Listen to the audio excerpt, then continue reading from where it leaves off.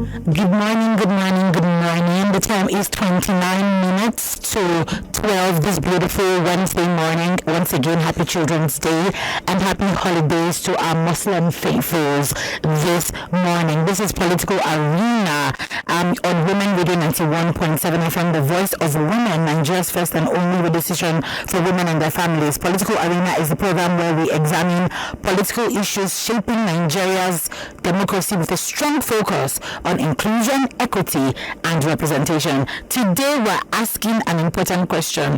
Can Nigeria's democracy truly thrive without women? Especially as we know that women make up nearly half of Nigeria's population and remain a major part of the country's voting strength, workforce, and community structures. This morning, we're going to be speaking to the highly esteemed Chief Mrs.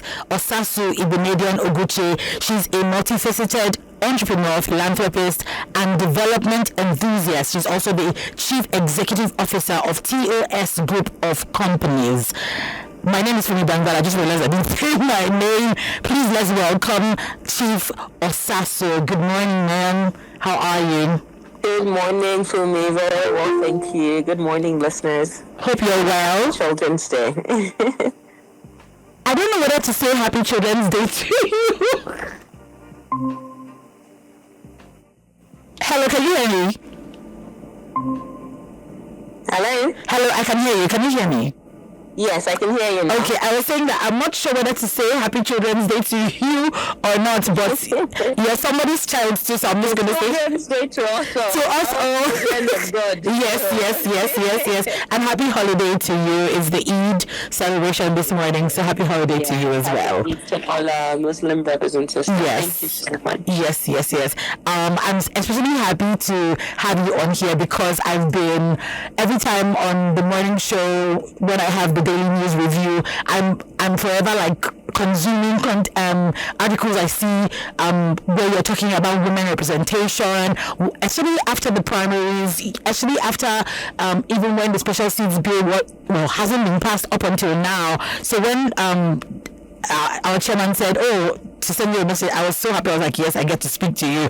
But my first question to you would be this. When you look at the current political landscape in Nigeria, do you think that women are still largely underrepresented in spaces of power? Yes, I think it's very clear that when it comes to political representation and participation, that women are highly underrepresented. And what this means is that 50% of our population, which are women, do not have people who can legislate for them in a way that represents their true yearnings. Because, as I always say, you cannot legislate for people without the lived experiences of those subset of people. If you don't know what it feels like to be pregnant, if you don't know what it feels like not to have access to antenatal care, if you don't know what it feels like, just to be a woman living in this space in general, then it's really hard for you to legislate on her behalf. And unfortunately, given our current composition of parliament today, women make up only 4% of parliament. You're talking about 20 seats out of 461 seats. Yes. 16 in the House of Representatives out of 360, and 4 in the Senate out of 109. So the participation of women is very abysmal. Across the 36 state assemblies, you have only 51 out of 991 seats. By the way, it is Children's Day and my children are home, so you might hear That's fine. That's fine. Quite a couple of shouts in the background. Hold on one second, please, if you don't mind. Apologies. My son desperately wants to join the interview. Yes, we have a really abysmal representation of women, and we rank the lowest in Africa. You're talking about 54 out of 54, right? To the bottom of the barrel. Senegal is doing way better than us. Rwanda, the brightest Africa, way better. Ghana, way better than us. So, women are highly underrepresented, and this is due to so many factors, which I believe we'll get into as the conversation progresses. Yeah, thank you so much for that. Now, when the APC primaries occurred, I mean, it just sort of like rounded off last week. I remember feeling really angry. I would call it like some form of holy anger and righteous indignation, because I was like, where are the women? And that's really what the special series really is about. Where are the women? And I had this conversation with Annalie Anebo last week as well, and that was also like a recurring theme. Where are the women? But my question to you is, when the primaries were concluded and then we saw the low visibility of female candidates, what did that moment reveal to you about the state of Nigerian politics? Especially, I think what got me even more upset was the Lagos one, where somebody wanted to go for another seat and there was a woman who was also contesting, and then my man was like, it's a no-brainer, because if this woman is qualified, why not let her go, since that's what we're doing, we're stepping down for people. But yeah, back to the question, what did that moment reveal to you about the state of Nigerian politics? I think the primaries in general, and particularly that of the ruling party, the All Progressives Congress, it was not a shocker. It's what we already know. Yeah. Right? So women are systemically excluded from participating in politics. Then when we do advocate for more women to join the political arena through reserved seats, we keep on hearing excuses like, why can't they fight it out like their male counterparts? Yeah. Why can't they go to the streets? But women wanted to do that, right? Yeah. So you have female aspirants from the national level all the way to the state assembly levels who were passionate about vying for office this time around, and they were told to step down. As a matter of fact, TOS Foundation Africa, which is an NGO I founded almost 10 years ago now, came up with an institution for women who had the appetite to run for parliamentary seats. And many of our fellows who graduated from our Academy Leadership Institute were told to step down by the ruling party. So when you're doing consensus candidates, who are the consensus candidates benefiting? So by the time you take any, decision as a leader, you must always think, who am I excluding by making this decision? And unfortunately, when the All Progressives Congress decided to, adopt this consensus candidate across board, they systematically excluded women from the electoral process, because a lot of the women were the ones who were told to step down. Yes, there are male counterparts as well, but the women really faced the brunt, of that decision. So you have really competent women who wanted to go to the field to battle it out. But even before the race began, they were excluded. They were told to sit it out.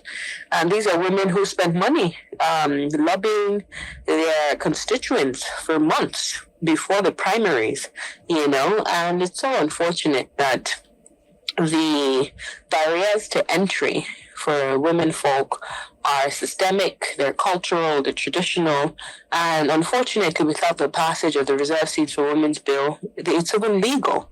Because until we have a legal instrument in our constitution that says XYZ seats are reserved for women, hence why we call it the Reserved Seats for Women's Bill, then, you would keep on seeing issues like this. We've seen dwindling number of women who are participating in parliamentary elections and vying successfully. And it's because of this.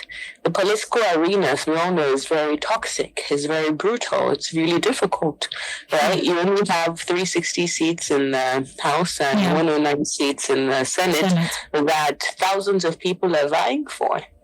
And those who have, the money, those who have access to the power and the godfathers, and those who have access, most importantly, to those in the leadership, to make them the consensus candidates.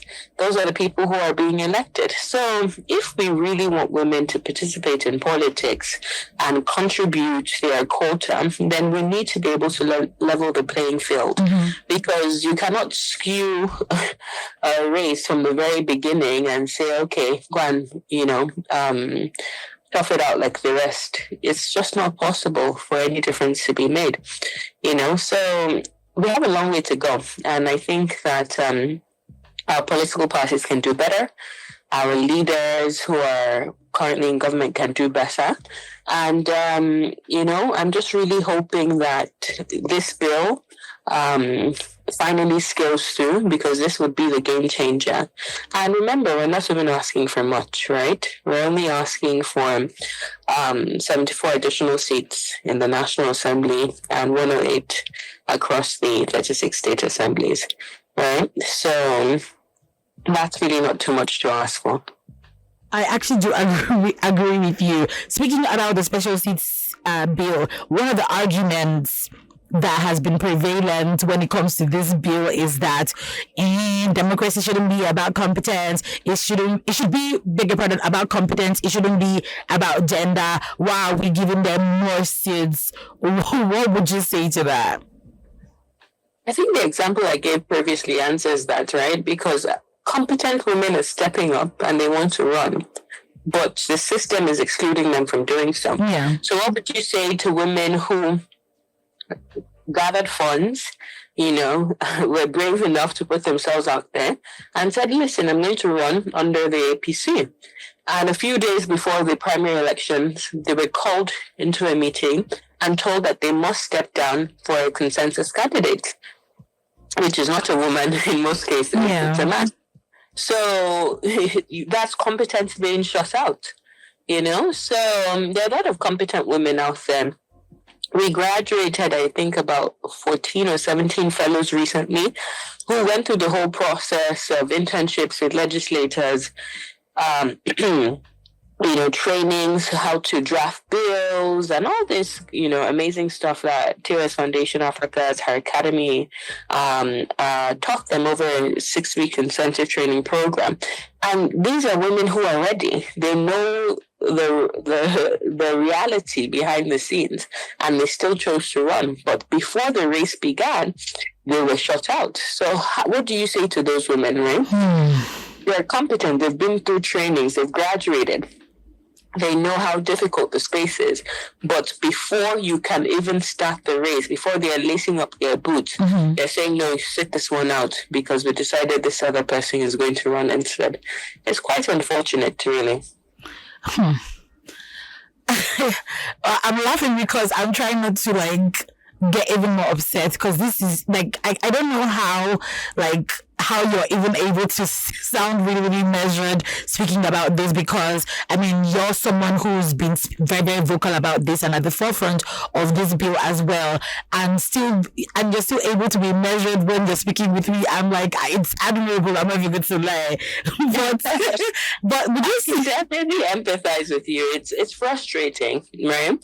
And I even feel worse for women leaders like your founder, Mrs. Tone, who have been at the forefront of campaigning for women's issues, because year in, year out, they just end up talking about the same thing over and over and over again. And I can imagine how exhausting it is. But what we need to do is just continue to think, what can we do differently, right?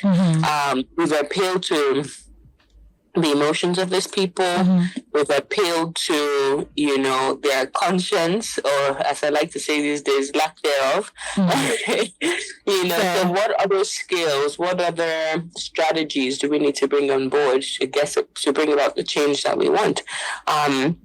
The campaign for the reserve seats for Women's Bill has never been this successful in all its iterations. I'm sure there was the Gender and Equal Opportunities Bill in the 8th Assembly. There was the Special Seats Bill in the 9th Assembly. Now in the 10th Assembly, you have the Reserve Seats for Women's Bill that's pending. And one thing that we've done differently this time is to mobilize support across board and advocate widely. So right now you have the President of the Federal Republic of Nigeria who has endorsed the bill, the Vice President, the First Lady of the Federal Republic of Nigeria, the Senate President, the Speaker, their deputies, which of course, the Deputy Speaker is the sponsor of the bill. Yes. Alongside 12 others.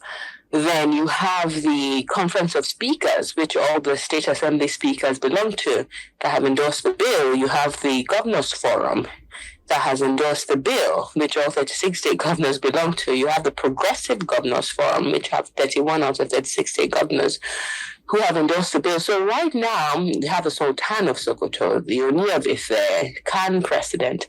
So you have such a wide verbal endorsement and backing for the bill, but at the same time, how is this, which is laudable, right? Which is something that hasn't been achieved in the past. However, what next, right? How do we shift the needle with these endorsements? Yes. And I think it's important to say that no constitutional amendment bill has been voted on. So right now you have 44 constitutional amendment bills on the floor of the National Assembly, and none of it has been touched because our lawmakers are busy with many other things. That's putting it really, really mildly.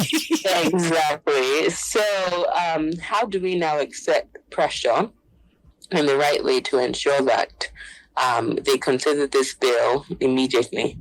Obviously, the bill cannot come into effect. The law, once it passes into law, cannot come into effect again in 2027 because the electoral cycle has already begun.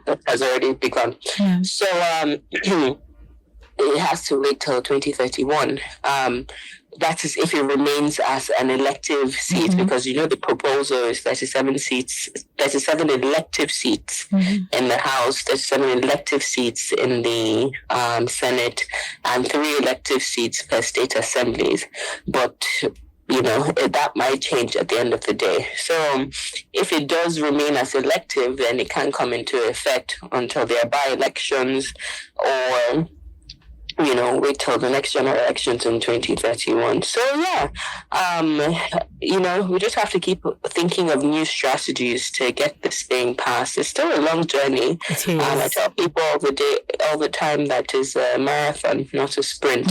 So we can't get tired, but we must pace ourselves as well, so we don't just sound like broken records and get frustrated from doing the work, because the work does matter. Yeah, thank you so much, Chief Osaso. Finally, before we go, what message would you like to give young Nigerian women like myself? So, for instance, every time we talk about the Special Seats Bill or we bring people on Political Arena, I start a resolve. I create a resolve for myself and say, I'm going to go into politics. And then I just look at, you've spoken really, really greatly about the challenges that then I'm like, I beg, I can't, because this is too much. For me, actually, like watching, my chairman, I'm like, how is she not tired? And she's still at it after all these years, and the needle hasn't been moved, or it has been moved, but not in a way that is that you can say is visible or has really, really made any changes, so to speak. So what message would you give to young Nigerian women like myself, who probably want to go into politics, or who want to venture into this, or who are feeling discouraged? What message would you give to us? I will start off by saying that politics isn't for everyone, right? Okay. The people who have the appetite for politics and believe that that's the arena that they can make the most change, you have to be audacious.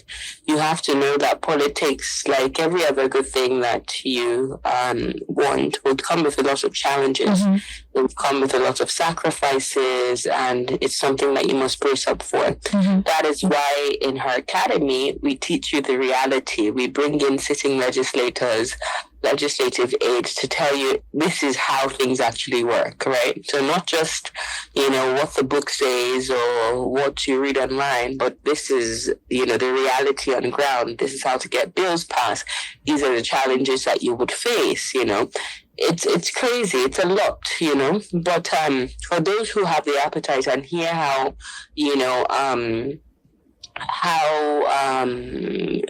intense the space is and still decide to do it, kudos. I would say to them to fight all the way. I was talking to a sitting senator. There are only 4 of them, so probably will figure out who she is. And she said, listen, every day I wake up, when I get prepared to go to Parliament, it almost feels like I'm a child again and fighting against that. I don't feel like going to school, because every time I step into the red chamber is one battle after another, right? I have to literally drag myself out of bed and say, you can do this, you can do this. And so many other women are looking up to you because you are doing it. They, feel they can as well. So it's difficult. It's not something that no one should paint it as ice cream. It's a very tough arena. And these men, the majority of them feel like they were born to be in this space, right? So they've been prepared and ready for the fight. But unfortunately, because there have been, such an abysmal representation of women, they don't really have those mentors to look up to. So they go in there confused most of the time and not really sure how to, make any progress, especially within their first year. So it's important that you find the few women who have been there, for those who want to run. Number 2, decide that this is really what you want to do, because there are so many ways to make change. Yes, we need more women in Parliament. However, you have to be the woman who is willing to take the blows, take the heat, and keep standing. So you won't just face one challenge and say, okay, I give up, it's too tough. No. You know what it takes to be there. You have to fight all through every single day, and you have to be able to withstand it all. So that's the advice I would give. And, you can do it if you have the competence, if you have the passion, and if you also know that you're going to go there not just for yourself, because I tell people that in life you have to have a bigger calling, right? To sustain any sort of success that you want to be able to amass, there has to be a bigger calling to your life. Absolutely. Because if it's just about you, it's easier to say, okay, no, this is too tough, I'll pivot into something else. But when you know that there's a bigger calling, there are people looking up to you, there are young girls, there are women who are waiting on you to legislate for them, whether it has to do with their healthcare, their education, or their economic power, then, you'll be more emboldened to make the moves that benefit them as a whole. Thank you so much, Chief Osasu, for coming on the privilege. We truly appreciate taking time out to spend time with us on Women Radio. Thank you so much for coming, and well done, big well done with the work that you do at Tears Foundation. Maybe we can bring you again to talk about what you do at the foundation and the academy, and if people can come out with the process and all of that. I hope that's fine. Of course. The pleasure is mine anytime. Yeah. All right. Thank you so much. Enjoy the rest of your day. You too. Bye. Bye. All right. This has been Political Arena, where we were just talking to Chief Osasu on, if women can thrive, if democracy can thrive without us as women. The conversation about representation will always continue. And to borrow her words, it's a marathon, not a sprint. So let's, wear our big girl panties and then keep it moving. All right, that is from me. That is all from me on Women Radio 91.7 on Political Arena. Talk to you soon. Happy Children's Day once again, and happy holidays to our Muslim brothers and sisters. Bye for now. WFM 91.7.